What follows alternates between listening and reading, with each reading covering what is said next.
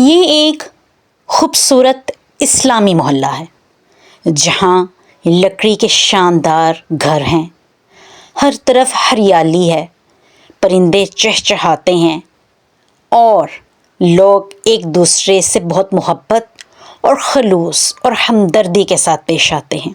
یہاں کے لوگ بھولے بھالے اور انتہائی سادہ شریف لوگ ہیں۔ بہت خوشحال اور پرسکون یہاں کی فضا،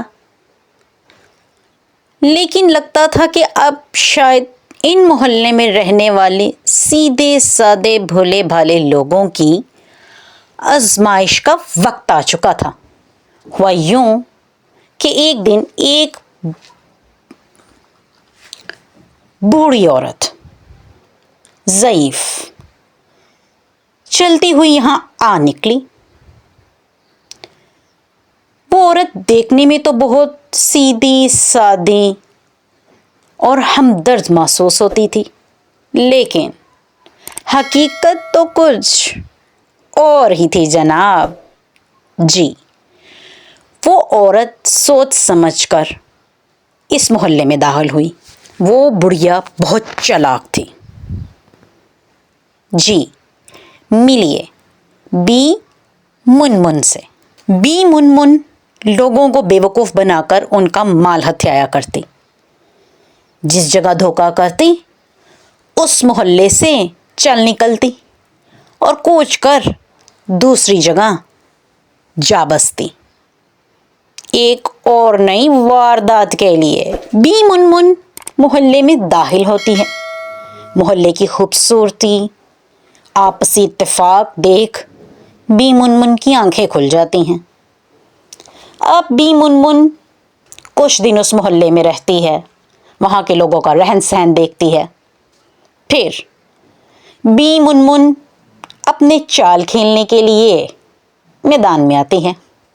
اب بی منمن شفیق ہونے کا، ہمدرد ہونے کا اور نیک عورت ہونے کا ناٹک شروع کرتی ہے۔ بی منمن لوگوں کی مدد کیا کرتی۔ ایک دن اس کے محلے میں ایک بچی بیمار ہو جاتی ہے۔ بی منمن اس کی ماں سے کہتی ہے کہ میں تو کافی حکیموں کے علاج جانتی ہوں، کہو تو جڑی بوٹی لا دوں، تمہاری بیٹی جھٹ سے ٹھیک ہو جائے گی۔ وہ عورت اس پر یقین کرتی ہے۔ بی منمن ایسے ہی کوئی جڑی بوٹی توڑ کر اس عورت کو تھما دیتی ہے اور اس کے بدلے میں اس عورت سے کچھ سکے وصول کر لیتی ہے۔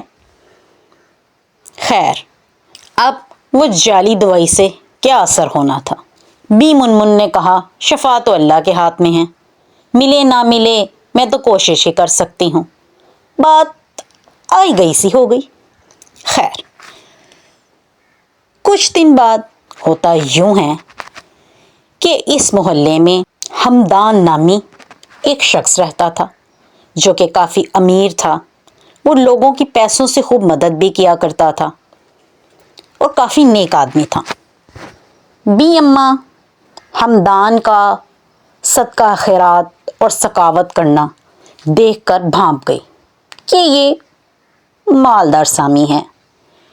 ایک دن بی اماں گلی کے کونے پر چندہ جمع کرنے کی کوشش کر رہی ہوتی ہے اور جان بوجھ کر ہمدان کے گھر کے آگے جاتی ہے اور اس سے کہتی ہے کہ میں غریبوں اور بھوکوں کو کھانا کھلانے کے لیے چندہ جمع کر رہی ہوں، اگر آپ کچھ خدا خوفی کرنا چاہیں تو۔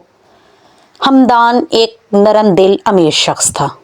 اس نے کافی سکے سونے کے بی منمن کی حوالے کر دیے۔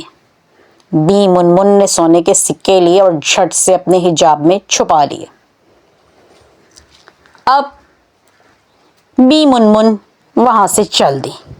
بی منمن کچھ دنوں بعد ایک اور واردات ڈالتی ہے۔ محلے کے دوسرے کونے پر بازار میں جا کر ایک میز سجا لیتی ہے اور وہاں کے لوگوں کو یہ کہتی ہے کہ میں ہاتھ کی لکیریں اور قسمت کا حال پڑھنا جانتی ہوں۔ وہاں پر ایک شخص اس کا شکار ہو ہی جاتا ہے جی مہلان، مہلان نامی شخص اس جھانسے میں آتا ہے جو بی اماں وہاں پھیلا رہی تھیں۔ منمن بھی مہلان سے کہتی ہے کہ لاؤ ہاتھ دکھاؤ۔ ہاتھ دیکھتے ہوئے وہ مہلان سے کہتی ہے کہ تم بہت جلد امیر ہو جاؤ گے، میری بات لکھ لو۔ ہاں مگر اس کی ایک شرط ہے۔ مہلان بولا کیا؟ بی اماں نے کہا کہ اگر تم مجھے اپنے ہاتھ سے اپنی یہ سونے کی نگینے والی انگوٹھی اتار کر دو تو، اور اماں بھی کو بڑا سمجھ کر اس کی باتوں میں یقین کر انگوٹھی دے دیتا ہے۔ ہوتا یوں ہے کہ اگلے دن منمن بھی اس بازار میں ہی نظر نہیں آتی۔ پھر کچھ دنوں بعد بی اماں ان 3 عورتوں کو جو آتے ہی تاڑا تھا ان کی ٹو میں لگتی ہے، ان کی سخاوت دیکھتی ہے، ان کا لین دین دیکھتی ہے دور سے، اور پھر اپنے اصلی حملے کی تیاری شروع کر دیتی۔ اب بھی منمن دروازہ کھٹکھٹاتی ہے۔ ہرے کپڑوں میں ملبوس ایک حسین اور نیک عورت دروازہ کھولتی۔ بی منمن اس سے کہتی بھوکی ہوں بیٹا، کچھ کھانے پینے کو مل جاتا تو۔ وہ عورت بہت نیک دل تھی، اس نے کہا جی کیوں نہیں، خدا کے نام پر میں آپ کو انکار نہیں کر سکتی، آپ ٹھہریے۔ وہ اندر گئی، پوٹلی میں کچھ بن، دہی، کھجوریں، جو کچھ گھر میں سامان تھا اس سے ایک پوٹلی بنائی اور بی منمن کے حوالے کر دی۔ بی منمن نے سامان دیکھا۔ کچھ دن بعد پھر بی منمن اس کے گھر چائے پینے کے بہانے سے آئی اور اس کے ہاتھ میں سونے کے کڑے دیکھے۔ کڑے بی منمن کی نظروں کو بھا گئے۔ اس نے اس عورت سے کہا میں دراصل ایک شادی میں جانا چاہ رہی تھی، اگر تم مجھے کچھ دیر کے لیے یہ دیتی تو میں تمہیں واپس کر دوں گی ادھار کے لیے۔ اس عورت نے بی منمن کا اعتبار کیا اور اسے کڑے دے دیے۔ بی منمن نے کڑے لیے اور چلتی بنی۔ کچھ دنوں بعد بی منمن نے دوسری عورت کے دروازے پر حملہ بولا۔ حملہ اس صورت میں بولا، نے دروازہ کھٹکھٹایا، ایک عورت باہر آئی۔ بی منمن نے اس سے کہا کہ بیٹی کچھ کھلاؤ خدا کی خاطر۔ اس نے اماں کو اندر لے جا کر بٹھایا۔ اماں نے اس کے کان میں سونے کی بالیاں دیکھ لیں۔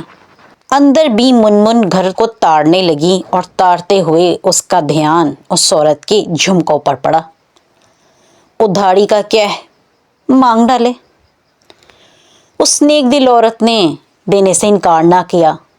بی منمن کی باتیں ہی اتنی میٹھی بھری اور اتنی نیک باتیں کر رہی تھی کہ دل خود بخود اس کی طرف مائل ہو جاتا۔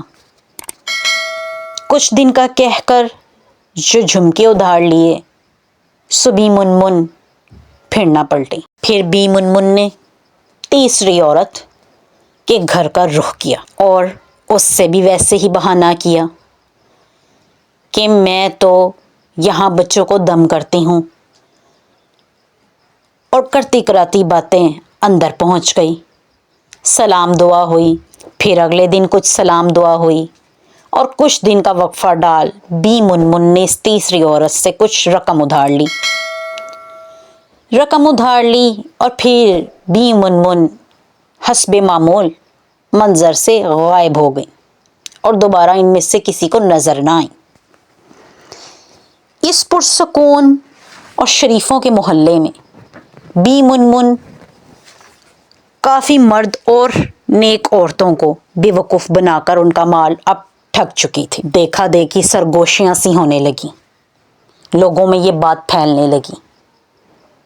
جب بات پھیلنے لگی تو وہ تینوں عورتیں جب آپس میں ملیں، کچھ دن تو انہوں نے بی منمن کا انتظار کیا، مگر وہ نہ خود پلٹی نہ رقم اور زیور واپس آئے۔ تینوں عورتیں بہت پریشان تھیں، آپس میں بیٹھی گفتگو کر رہیں اور کہنے لگیں کہ مجھ سے تو بی منمن پہلے ملنے آتی رہیں، اسی طرح اچھی باتیں کرتی میرا دل جیت لیا، مجھ سے ادھار مانگا، مجھ سے رہا نہ گیا اور میں نے مدد کر ڈالی۔ دوسری اور تیسری نے بھی یہی قصہ بیان کیا۔